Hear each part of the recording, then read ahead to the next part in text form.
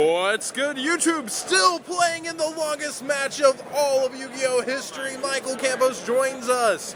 And what'd you just do? I just topped this regional over here in Texas. And what deck did you use? I used BA Monarch. Let's go ahead and get into it with Cam the Man Neil. So we played some Monarch cards, one in one of the babies. They didn't really come up at all. Every now and then I would send this with Beatrice to add something back, but realistically I just sided these out every time I went to game 2. Or every time I went to game 2. Well, one tour guide, pretty good. We all know what it does by now. 3 auto top. It was free.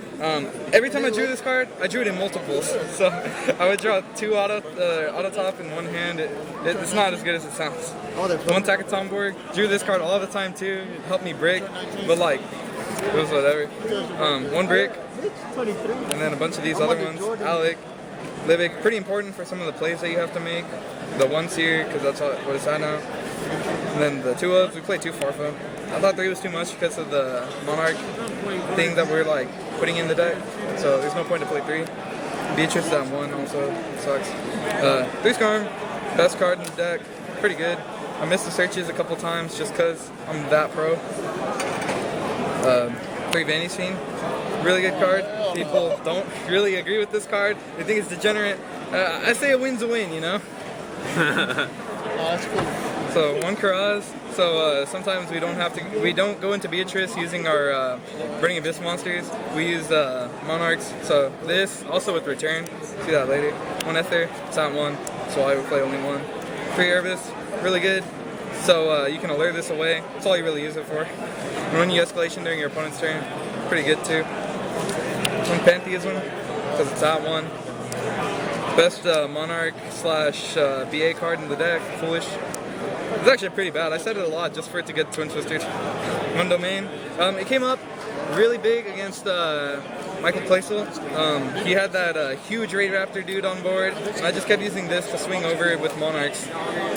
On Stormforth, it's at 1, so we play 1.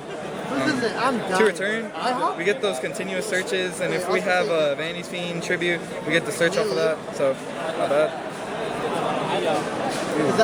And then we played 3 Tenacity. Going into this event, I was going to be playing 2, but then Cameron convinced me to play 3 of them. Alright, and then 3 Alert Darkness. Why is this card at 3? It's just too good.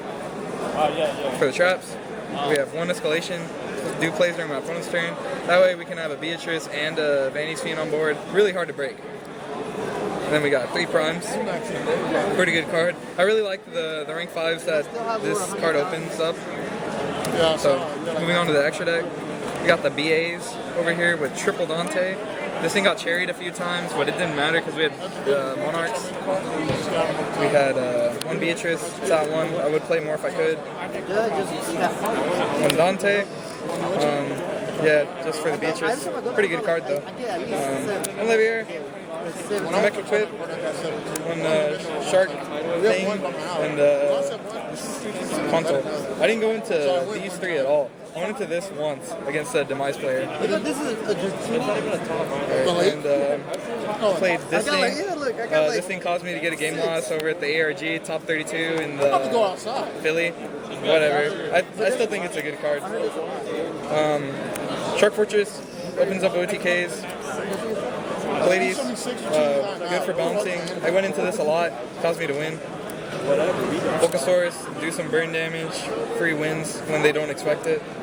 Durandal, pretty situational, but when it came up, it did a lot of work.